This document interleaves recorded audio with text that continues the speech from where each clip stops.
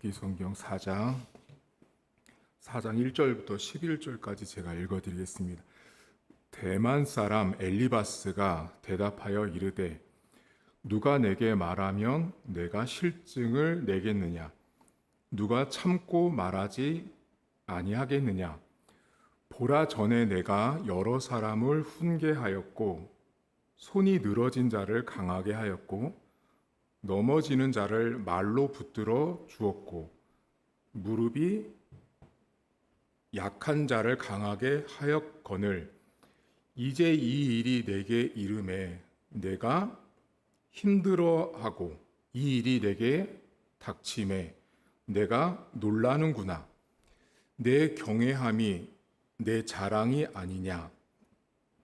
내 소망이 내 온전한 길이 아니냐? 생각하여 보라. 죄 없이 망한 자가 누구인가? 정직한 자의 끊어짐이 어디 있는가? 내가 보건대 악을 밭 갈고 독을 뿌리는 자는 그대로 거두나니 다 하나님의 입 가운데에 멸망하고 그의 콧김에 사라지느니라. 사자의 우는 소리와 젊은 사자의 소리가 그치고 어린 사자의 이가 부러지며 사자는 사냥한 것이 없어 죽어 가고 암사자의 새끼는 흩어지느니라. 아멘. 욥기 성경 안에 친구들이 등장을 하는데요. 오늘 첫 번째 친구인 엘리바스라는 사람이 등장을 합니다. 엘리바스라는 사람의 이름의 뜻은 하나님은 순금이시다라는 뜻을 갖고 있습니다. 엘리바스의 이름의 뜻은 하나님은 순금이시다인데요. 하나님이 순금이다라는 건 깨끗하고 정결하신 분이란 뜻인데요. 엘리바스의 이름의 뜻이 하나님이 순금이다라는 것처럼 이 사람은 매우 깨끗하고 도덕적이고 윤리적이고 정직한 그런 사람일 가능성이 높다라고 신학자들은 말을 합니다. 왜냐하면 이름의 뜻이 그렇습니다. 하나님은 순금 같다라고 하니 얼마나 이 사람도 그렇게 살았을까 하는데 역시 학자들의 추측대로 이 사람의 말을 잘 들어보면 이 사람이 얼마나 도덕적이고 윤리적이고 깨끗한 사람인지를 알 수 있는데요. 이 사람이 지금 욥을 찾아와서 욥의 아픔과 고난을 나름대로 위로한다고 말을 합니다. 위로하고 격려하고 또 함께 고통을 겪는 것처럼 말을 합니다. 근데 이 사람이 대화법이 전과 후 이렇게 말합니다. 전에는 너가 이랬고 지금은 이렇다 이렇게 말해요. 그게 어디냐면 3절과 4절입니다. 3절 보세요. 보라, 전에는 전에 이렇게 나오죠. 그게 전이에요. 그리고 5절 보세요. 이제 이렇게 나오죠. 이게 아주 대조가 되어 있어요. 자, 그러면 전에는 하는 부분은 칭찬이에요. 칭찬. 내용을 보겠습니다. 보라, 전에 내가 여러 사람을 훈계하였고 손이 늘어진 자를 강하게 했어요. 훈계한다는 건 뭔가 이렇게 떳떳하고 당당한 거죠. 선생님처럼 가르칠 수 있을 법한 그런 인생을 산 거예요. 손이 늘어진 자를 강하게 해주고 4절 넘어진 자, 실패한 자를 말로써도 붙들어 준 거예요. 막 격려하고 힘을 줬던 사람이고 무릎이 약한 자를 강하게 했어요. 그러니까 욥이란 사람은 전에는 아주 훌륭한 삶을 살았던 거예요. 전에는 사람들에게 모범이 됐던 사람인 거예요. 힘든 사람 있으면 막 격려도 해주고 말로도 격려해주고. 근데 제가 볼 때 여기 성경에 나오지 않지만 넘어지고 무릎이 약한 자를 강하게 하고 붙들어줬다라는 이 말은요, 욥은 돈이 많았던 사람이에요. 그래서 욥이란 사람이 어쩌면 물질로도 사람들을 많이 도왔던 사람인 거예요. 그러니까 무릎이 약하고 넘어지고 실패한 사람들에게 욥이란 사람은 상당히 많은 영향력을 끼쳤던 사람이 바로 욥이었어요. 그러니까 첫 마디는 엘리바스가 와서 너 정말 예전에는 대단했던 사람이야. 그렇게 전의 일을 칭찬을 합니다. 근데 이제는 이렇게 말합니다. 자, 이제는 어떻게 말하는지 들어보세요. 이 사람이요, 사실은 잘 보시면 병 주고 약 주는 사람이에요. 칭찬을 막 하고요. 이제 보세요. 이제 이 일이 내게 이름에, 이 일이라는 게 뭐예요? 고난이 왔어요. 이름에 내가 힘들어하고 이 일이 내게 닥치면 내가 놀라는구나. 내 경외함이 내 자랑이 아니냐? 내 소망이 내 온전한 길이 아니냐? 너 생각해봐. 죄 없이 망한 자가 있냐? 그리고 8절, 이 사람이 결정적인 말을 해요. 내가 보건대 악을 밭갈고 독을 뿌리는 자는 그대로 거두어. 이 사람 지금 어떻게 하고 있냐면요. 야, 너 전에는 정말 훌륭했어. 대단했어. 멋졌어. 근데 지금 이제 봐봐. 너 지금 고난이 오니까, 환난이 오니까 너 지금 네 모습을 봐봐. 어때? 그리고 맨 마지막에 뭐래요? 너 다 죄져서 이렇게 된 거야. 지금 이 사람이 그 말하는 거예요. 8절, 내가 보건대 악으로 밭갈고 독을 뿌리니까 너 그대로 지금 거두고 있는 거야. 전에는 칭찬을 딱 하고요. 후에는 너 지금 네가 하는 너 삶의 모습은 죄 때문에 벌어진 거라고 말하는 게 엘리바스예요. 아까 전에 그랬죠. 엘리바스가 매우 도덕적인 사람이고 윤리적인 사람이에요. 순금 같은 사람이에요. 그러니까 앞에는 아주 칭찬하지만 뒤로 가서 이 사람의 온갖 문제는 죄 때문에 생겼다고 지적을 하는 거예요. 그래서 여러분 사람들을 만날 때요. 저는 이 엘리바스가 욥기에서 첫 번째 등장하는 사람이잖아요. 엘리바스처럼 대화법을 하는 사람들은요. 웬만하면 상종하지 마세요. 이런 사람들은요. 별로 좋은 사람이 아니에요. 왜냐하면 처음에 딱 만나잖아요. 그러면 막 칭찬해요. 당신 대단합니다. 이렇게 말해요. 그리고 맨 뒤에 가서 뭐래요? 너 나빠. 이렇게 말하는 거예요. 차라리 여러분 이게 돌려 말하는 거거든요. 우리식으로 말하면 차라리 그냥 솔직하게 너 이거 잘못했어라고 말하는 게 낫죠. 차라리 칭찬을 하지 말든가. 앞에는 좋은 말 해놓고 뒤에 가서는 너 봐봐, 너 죄져서 이런 거야 라고 말하잖아요. 그러니까 이런 사람들은요, 웬만하면 딱 대화를 들어보면 알아요. 막 대화할 때도 좋은 말 막 해줍니다. 칭찬해주고, 넌 이런 점이 좋아. 넌 이런 게 참 멋져. 잘해.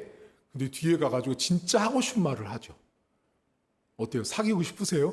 저는 이런 사람 사귀고 싶지 않아요. 자기 속마음은 다른 말을 하고 싶으면서 겉에 와서는 앞에서는 다른 말을 하고 있는 거잖아요. 지금 엘리바스가 그렇게 말하는데 이 사람의 문제가 있어요. 뭐라 그래요? 악을 뿌리고 독을 뿌려서 너 거두고 있대요. 자, 이 말이 맞아요? 지금 엘리바스가 욥에 대해서 평가해 주는 말이 맞는지 틀린지를 잘 생각해 보셔야 돼요. 자, 욥은 지금 죄지어서 환난을 받고 있어요? 지금 이 엘리바스가 갖고 있는 오류가 있어요. 그게 뭐냐면 오늘 설교 제목인 이 사람은 선택적 기억에 오류를 하고 있는 거예요. 그러니까 신학에서 하나님을 아는데 선택적 기억의 모순과 오류에 빠져 있는 거예요. 이게 무슨 말이냐면 이거예요. 제가 만난 하나님과 김 집사님이 만난 하나님은 같아요? 집사님이 만난 하나님과 제가 만난 하나님은 분명히 하나님으로서는 같죠. 맞죠? 하나님으로서는 같단 말이에요. 그러니까 하나님을 기억하는 그 기억은 똑같죠. 하나님 한 분은 똑같단 말이에요. 그런데 거기에 선택적 기억이라는 게 다르다고요. 집사님이 만났던 하나님과 제가 만나는 하나님은 너무너무 다른 하나님을 각각의 인생 속에서 다른 모양과 다른 생각과 느낌과 다른 강도로 다 만났다고요. 예를 들어 볼까요? 모세가 만난 하나님과 바울이 만난 하나님은 같을 수가 없어요.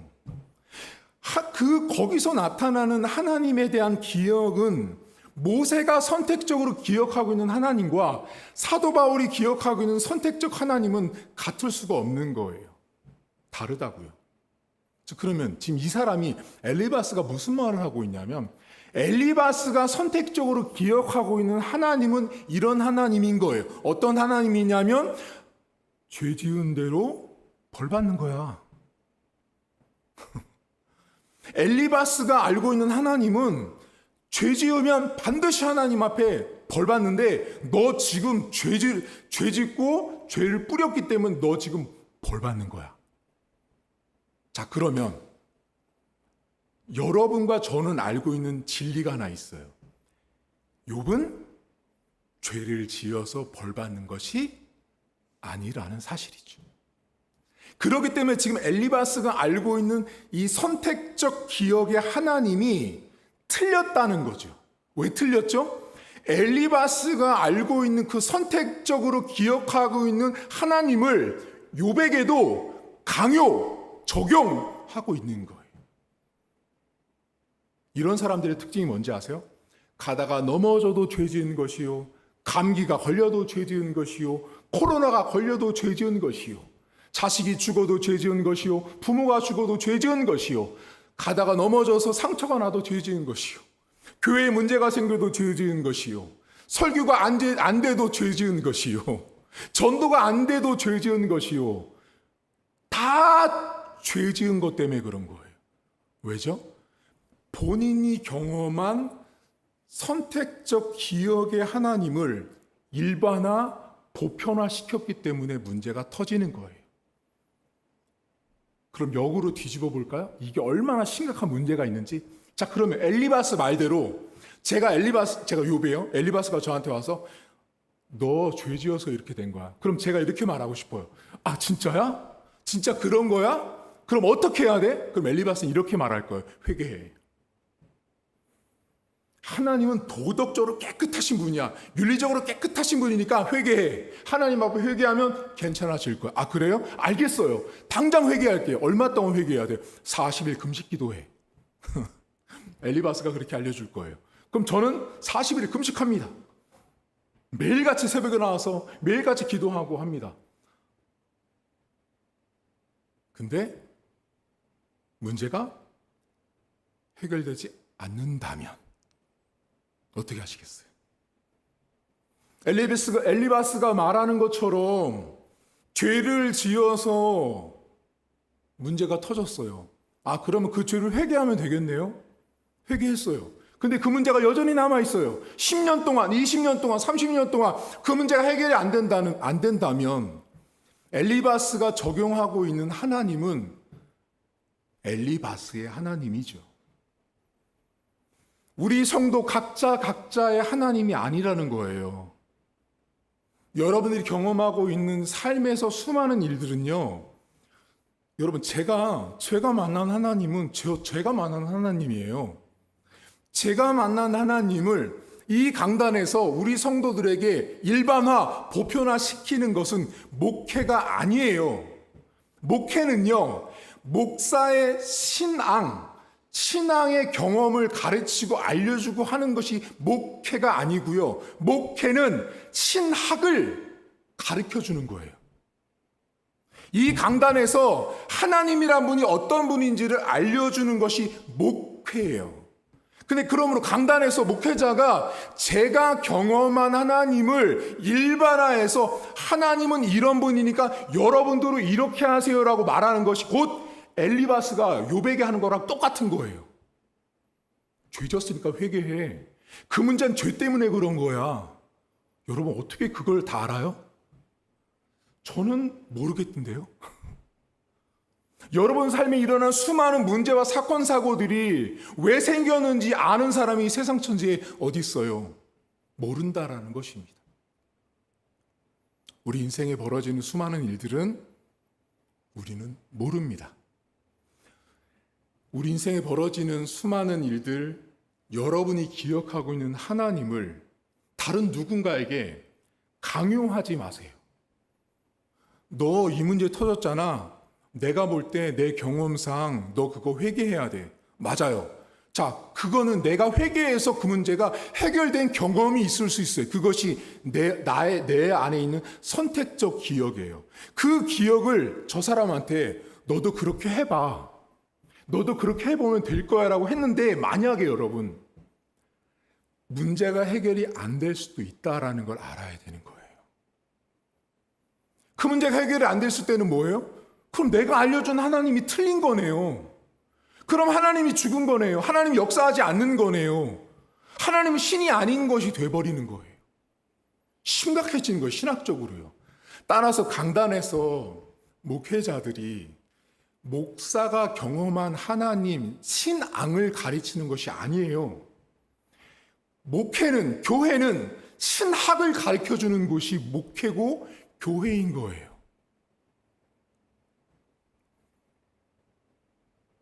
집사님, 집안에 문제가 막 터지잖아요. 그럼 사람은 본능적으로 이렇게 생각해요. 내가 뭐 잘못했나?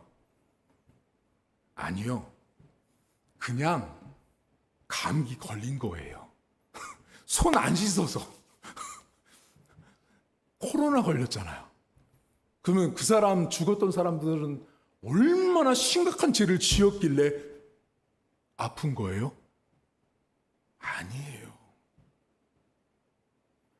모든 삶에 벌어지는, 내 삶에 일어나는 수많은 일들을 엘리바스처럼 접근하면 하나님은요, 정말 악이에요. 악.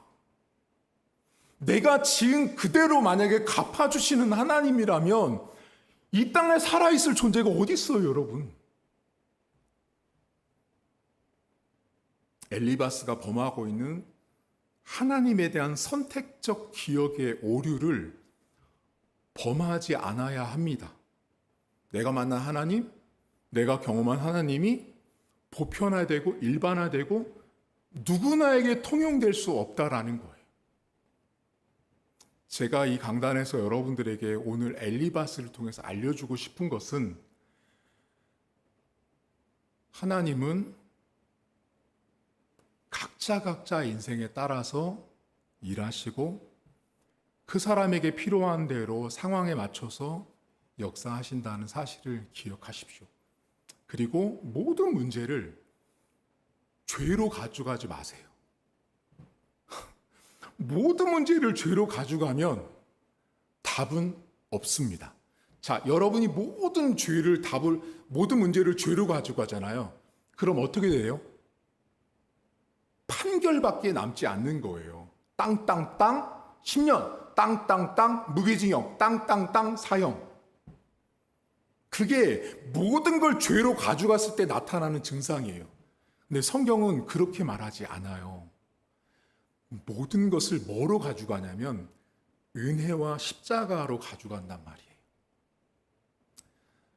욥이란 사람은 우리가 알듯이 죄를 지어서 고난을 받는 것이 아닙니다.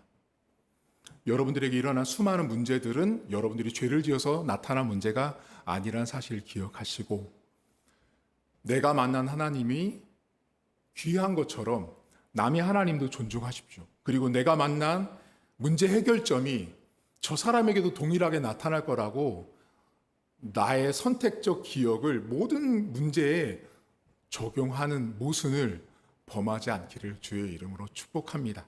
하나님 아버지, 엘리바스는 매우 깨끗한 사람이었습니다. 그 사람은